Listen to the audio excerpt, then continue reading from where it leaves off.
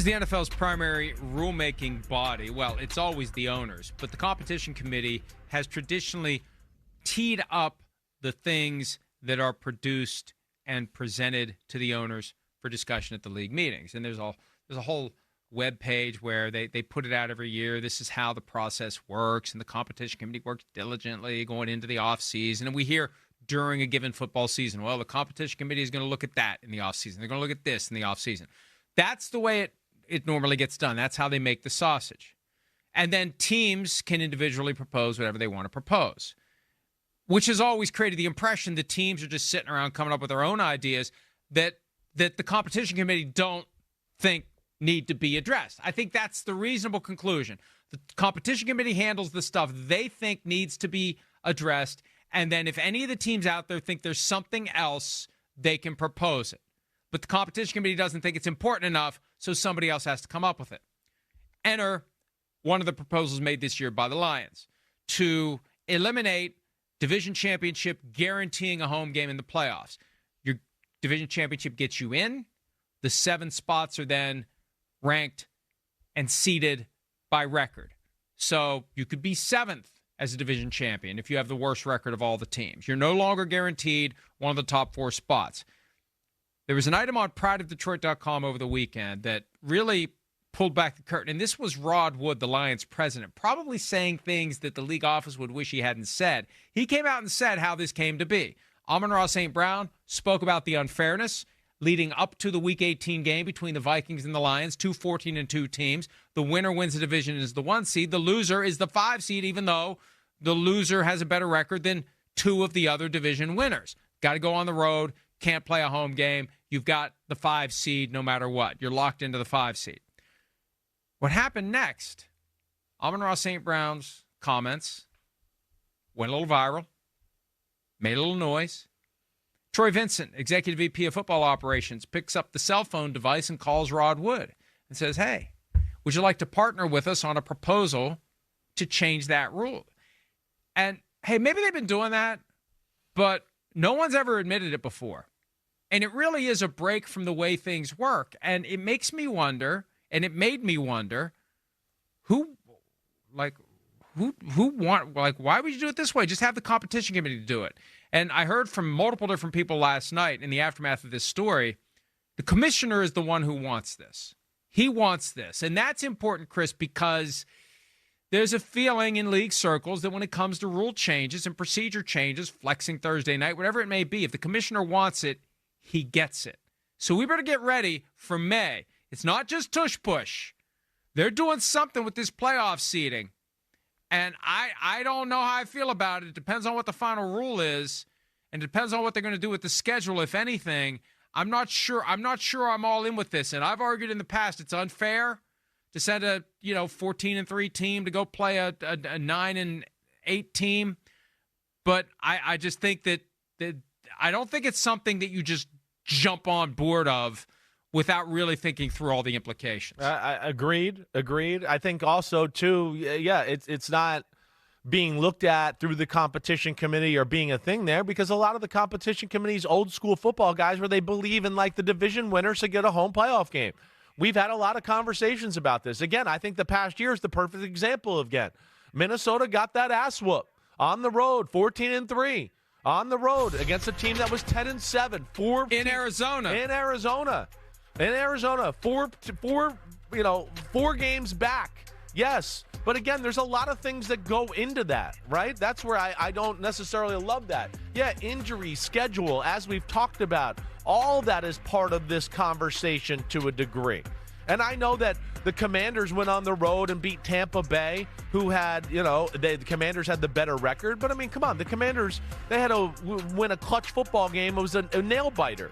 So I don't think there's anything there. I still think there is great value in rewarding the team that wins their division. I do. And because we've talked about injury, schedule, whatever else, sometimes, yes, there might be years like this where a division winner has a better record than somebody that's just a wild card. We get that, but that doesn't mean they're better always. That's where we got to stop that. It doesn't mean they're better. We saw the Rams had a rash of injuries. They had all types of issues at the start of the year. Once they got it going, you were sitting there going, well, I don't know I wouldn't, if I'm Detroit, I wouldn't want to see the Rams coming to town. You were saying that as a 10-7 football team. We saw with our own eyes how good they were at the end of the year. We were going, watch out. The Rams are dangerous. I wouldn't want to play them in the playoffs. But what, we were going to make them go on the road after winning the division? And again, not like the easiest division in the world. I mean, so that's where I don't love it. I think the current status is almost perfect. It's amazing. NFL playoff football is amazing. Why mess with it? This isn't about fairness and equity, even though the best argument you could make for it is fairness and equity. My understanding is this is about creating more compelling games late in the season and avoiding situations where you've settled into your spot. It can't get any better. It can't get any worse. You're going to rest your starters, or what the Rams did. And McVay and I talked about this last week. It was a genius move at the end of the day. They gave up the higher seed willingly. They rested Matthew Stafford and others. They ended up the 4 seed instead of the 3 seed, and they drew the loser of the Lions-Vikings game. But they did it deliberately and strategically to take that lower spot. And yes, it wouldn't have mattered if, well, I don't know, maybe they would have done the same damn thing if it was going to be reseeded based upon how you finish. They didn't care. They wanted the rest to prepare for the wild card game, although they would have been, pull that up again, they would have been the 7 seed if the reseeding had happened, and they would have had to go to hang on. They wouldn't have played. That's the point. Well, they wouldn't have played. But they could have. Look at it this way. If they would have won Week 18, they'd have been the 6th seed instead of the Bucs, so they would have gone to Minnesota instead of Philadelphia. So I don't know if that changes McVay's perspective. He happily took the loser of Lions-Vikings, the 2 best teams record-wise going into Week 18 in the conference. He happily took the loser of that game. Would he have happily taken a trip to Philly over a trip to Minnesota? I don't know the answer to that. But I don't think that you eliminate the strategic motivation to rest guys Week 18 if you can, just by wiping away the automatic guaranteed home game in the postseason, because they wouldn't have had it anyway. The Rams wouldn't have had it anyway, and they still would have potentially rested. That's right. Their guys in Week 18. Yeah, you could have looked at that, and like all teams that like kind of have a feeling, oh, we might be 5, 6, or 7. Who cares? We're on the road. It doesn't matter. We're not going to play this week. We're not going to do that.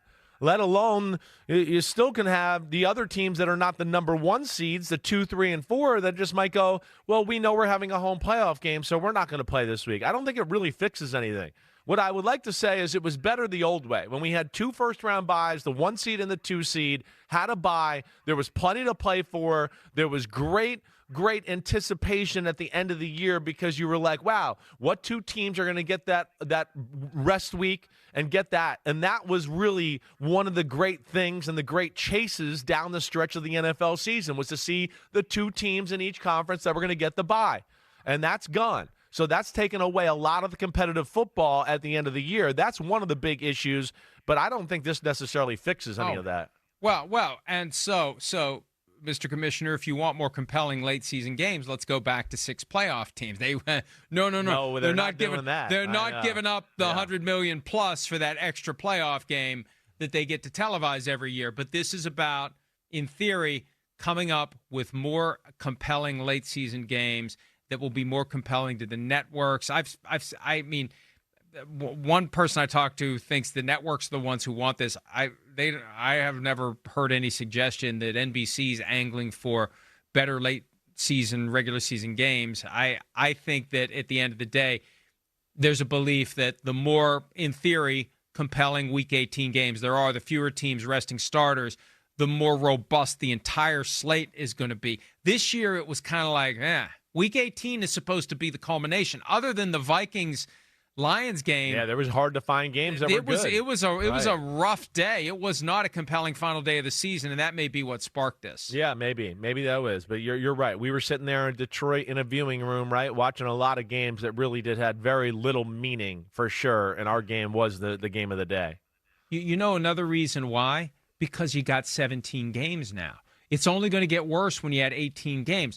It's like baseball. The more games you play, the more the wheat and the chaff, or the cream and the crap, separate. Exactly. And so that's why in a 14-game season, it's jumbled up. 16, it's a little more jumbled up. 17, it's getting a little looser. 18, it's going to be even worse. They get to 21 of these days, and it's going to be really separated, and they're going to have to come up with other ways to keep things interesting. So I don't like this. This is a knee-jerk reaction to fix a problem that it's not going to fix.